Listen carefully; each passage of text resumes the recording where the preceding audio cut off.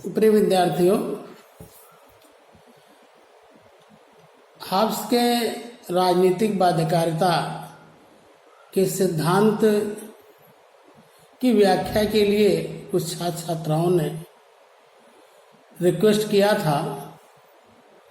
उसी को ध्यान में रख करके ये वीडियो प्रस्तुत है। सबसे पहले तो हम बाध्यकारिता किसे कहते हैं इसको जानने का प्रयास करेंगे। ऑब्लिगेशन जिसे कहते हैं, पॉलिटिकल ऑब्लिगेशन या बाध्यकारिता का मतलब होता है कि व्यक्ति अपने आप को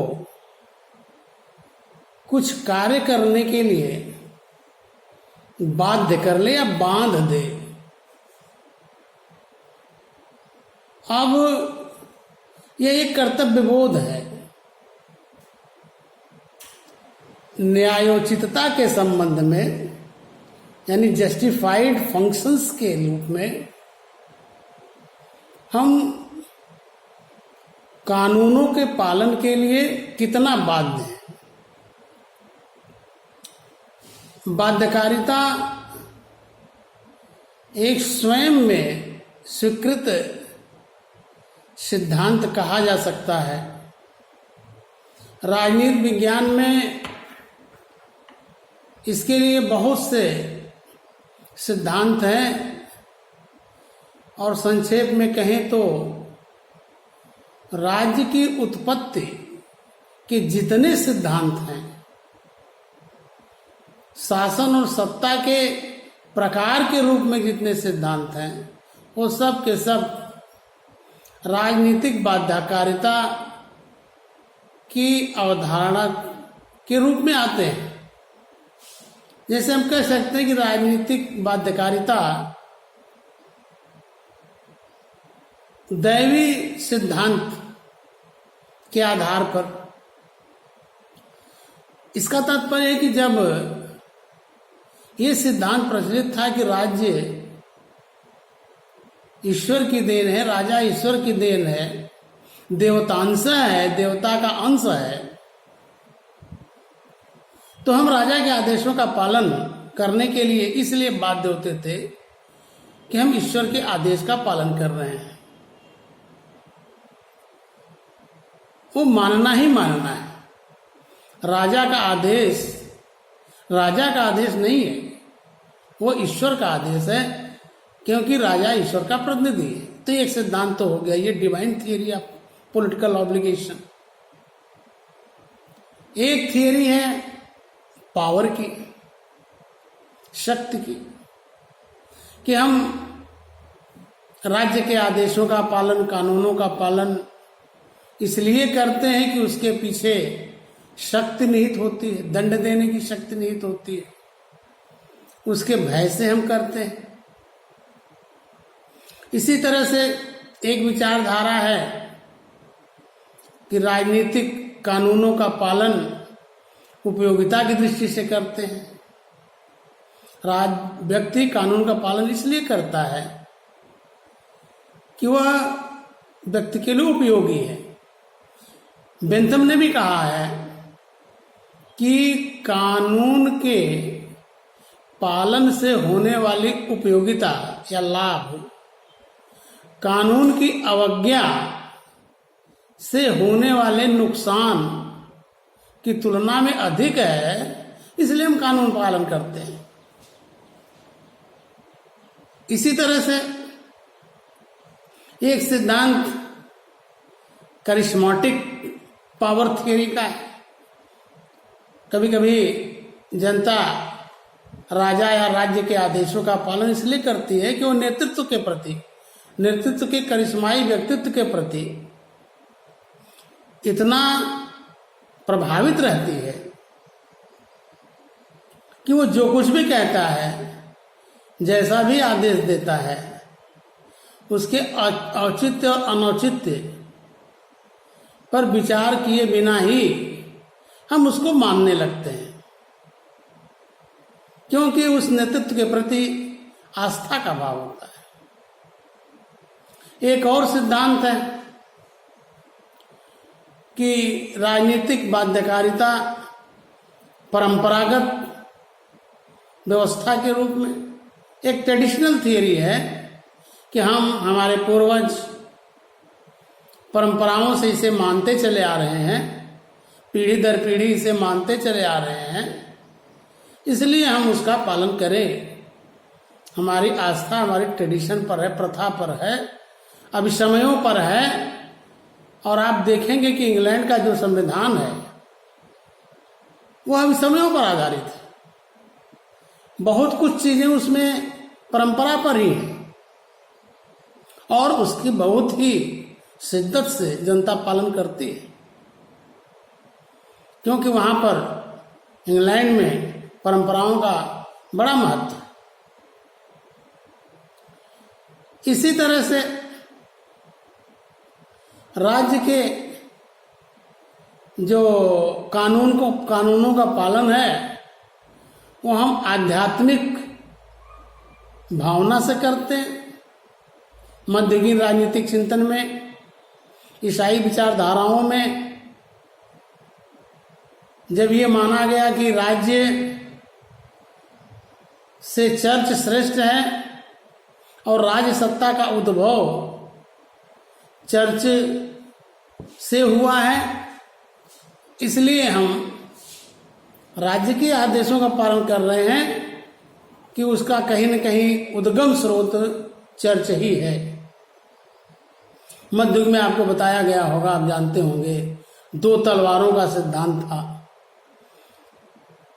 कॉन्स्टेंटाइन का दानपत्र का सिद्धांत है, जो इस बात के लिए है कि राज्य चर्च के अधीन है, अर्थात चर्च जो आदेश देगा, धर्म जो आदेश देगा, वो राज्य का ही आदेश है। राज्य चर्च और धर्म के अनुसार आचरण करेगा और व्यक्ति राज्य के आदेश जो कि चर्च के अनुकूल हैं, धर्म के अनुकूल हैं, उसके अनुसार शासन करेगा।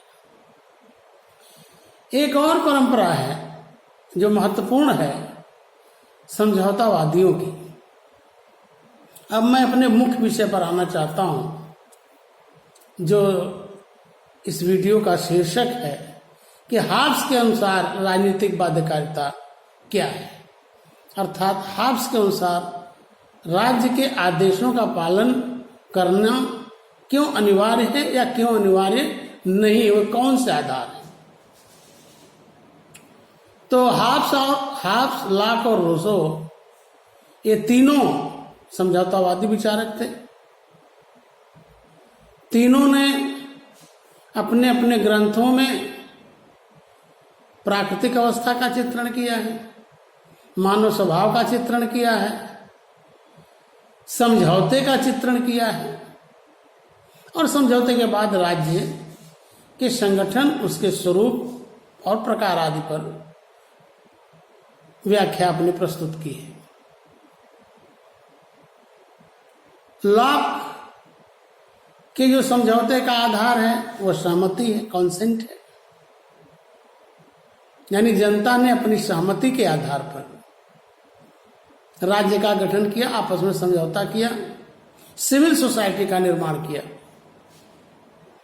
और उस सिविल सोसाइटी के निर्माण होने के बाद जो राज्य आया उसका आधार भी समझौता है, उसका आधार भी सहमति है और उसके कानून के पालन का आधार भी जनता की सहमति है कि जनता की सहमति से उसका निर्माण हुआ है।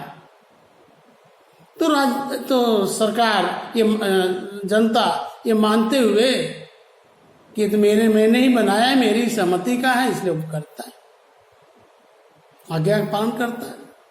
विरोध का भी अधिकार दिया गया है, क्योंकि जहां आज्ञा के पालन का अधिकार है उसमें प्रतिरोध का सिद्धांत निहित है कि यदि हम इस आदेश के पालन करते हैं तो कौन कौन से आदेश का पालन नहीं कर सकते। और रूसो की जनरल विल की थियरी कि एक सामान्य इच्छा, जनरल विल, संप्रभ के रूप में आती है जो श्रेष्ठ है, जिसमें स्वार्थपरता नहीं है, जिसमें वैयक्तिकता नहीं, इंडिविजुअलिटी नहीं है, यूनिवर्सैलिटी है, नेशनैलिटी है, सर्व समष्टि की भावना है। और ये जब लोगों में आती है तो लोग समझौता करते हैं, पब्लिक समझौता करती है और राज्य आता है। तो इस जनरल विल ही राज्य है, जनरल विल ही संप्रभु है। आपने ग्रीन को भी पढ़ा होगा, यद्यप ग्रीन समझौतावादी नहीं, लेकिन उसी क्रम में बता रहा हूं। जब वो कहता है कि will not forces the basis of the state, यानी राज्य का आधार सदिच्छा है, शक्ति नहीं है। और फिर सदिच्छा में वह शाश्वत इच्छा, व्यक्ति की इच्छा, मानव चेतना, शाश्वत चेतना आदि की बात करता है। मानव चेतना रूसों की भाषा में कहें तो कॉमन विल है, और शाश्वत चेतना रूसों की भाषा में जनरल विल है। फिर बोसांके भी है जो रियल विल और एक्चुअल विल की बात करता है। हॉब्स के राजनीतिक बाध्यकारिता के सिद्धांत की बात यदि हम चलाते हैं तो हमको उसके मानव स्वभाव के क्रम में समझना पड़ेगा।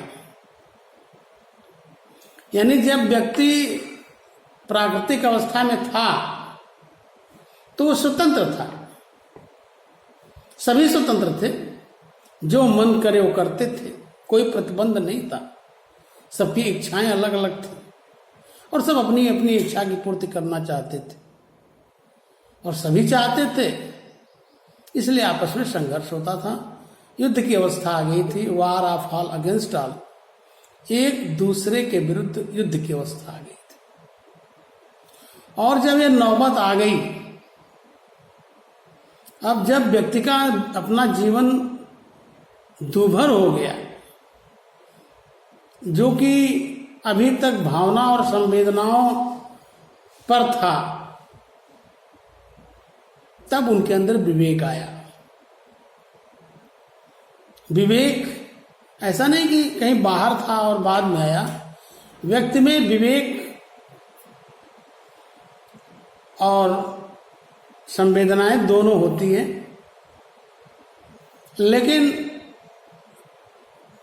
व्यक्ति अपनी संवेदनाओं से ही प्रभावित होकर के काम, क्रोध, मद, लोभ, ईर्ष्या, अहंकार, आकर्षण, अपकर्षण, संतुष्टि, डिजायर,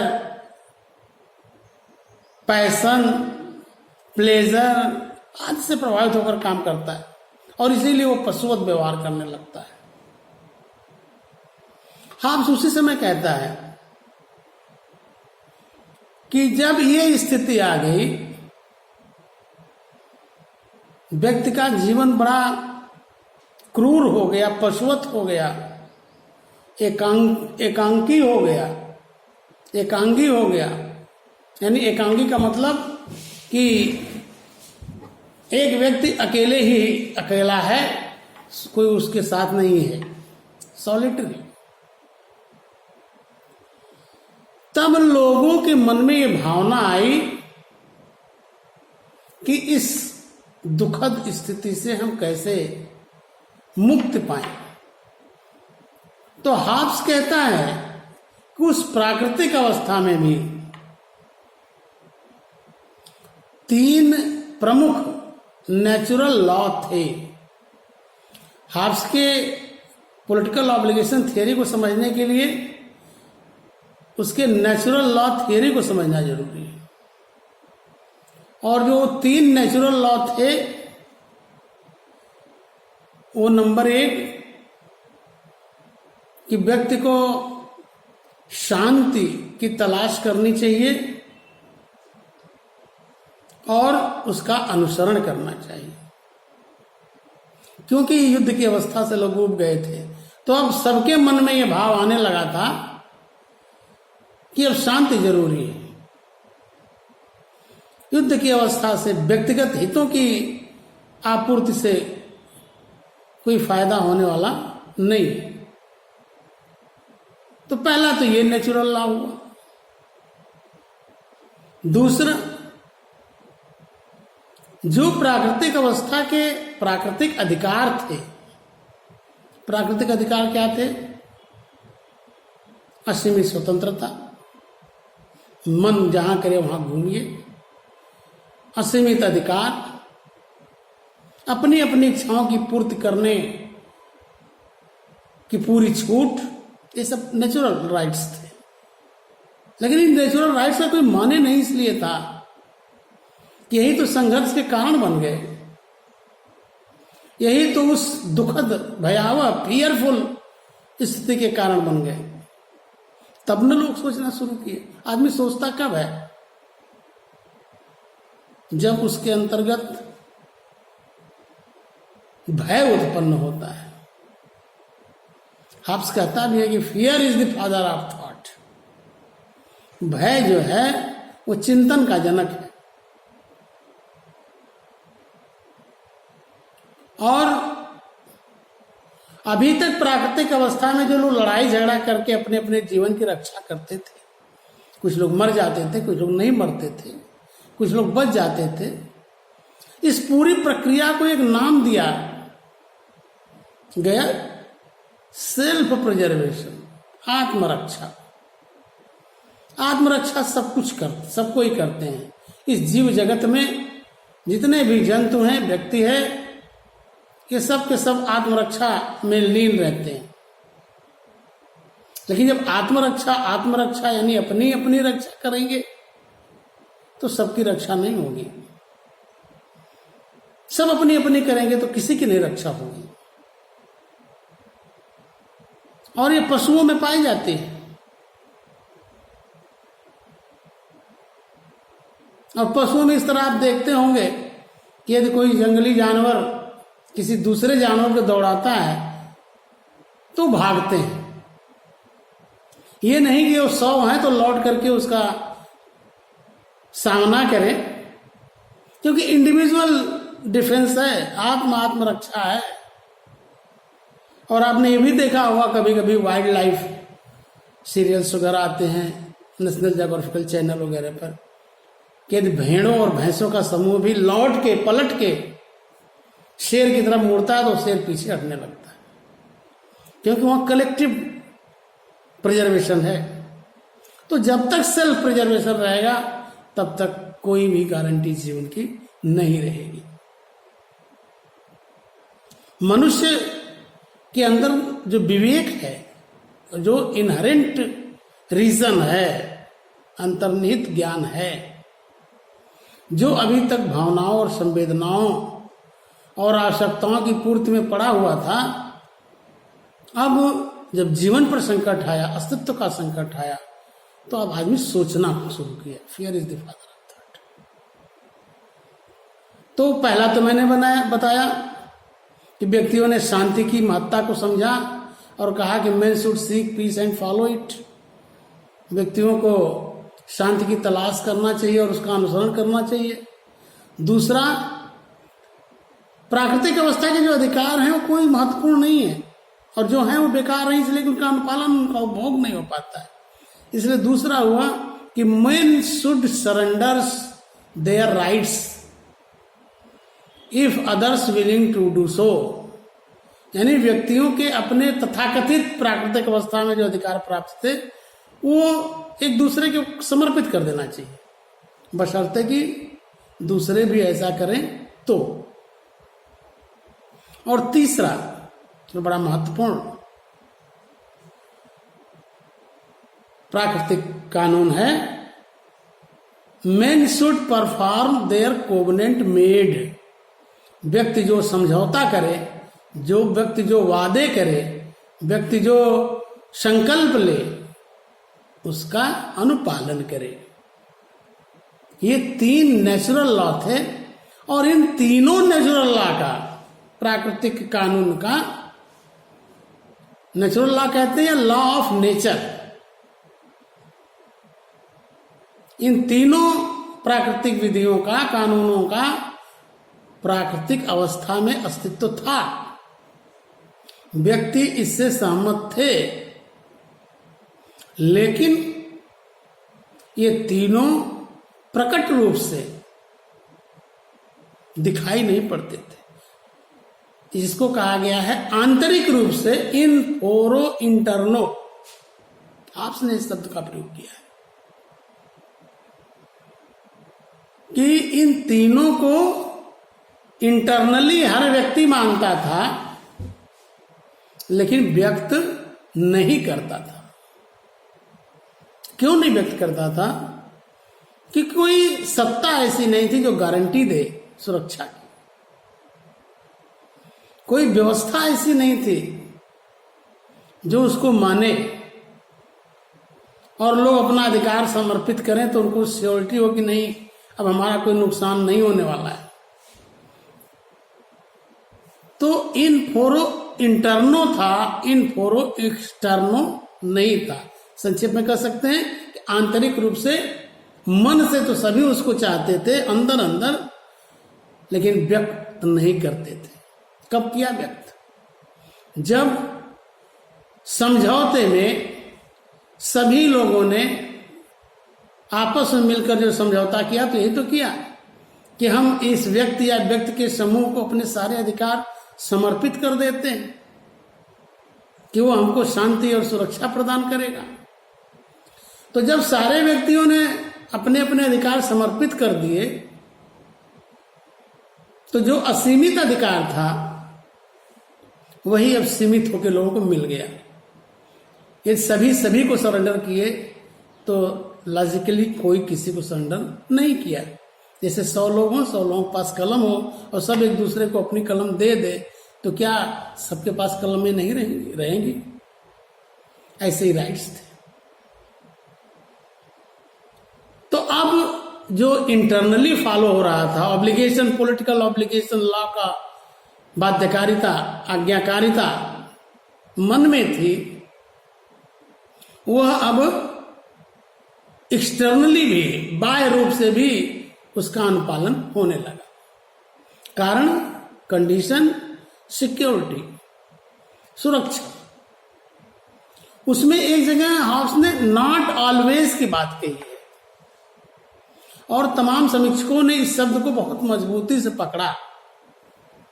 टेलर वारंडर ने पकड़ा, वाटकिंस और प्लॉमिनॉज ने पकड़ा, माइकल ओकशॉर्ट ने पकड़ा, लियो स्ट्रॉस ने पकड़ा, और इस ऑलवेज की अलग अलग व्याख्या की है। नॉट ऑलवेज यानी हमेशा नहीं मानता। कब मानता है? जब सुरक्षा की गारंटी मिलती। एक व्याख्या तो ये हुई। दूसरा ये होता है कि हमेशा नहीं मानता है। कब मानता है?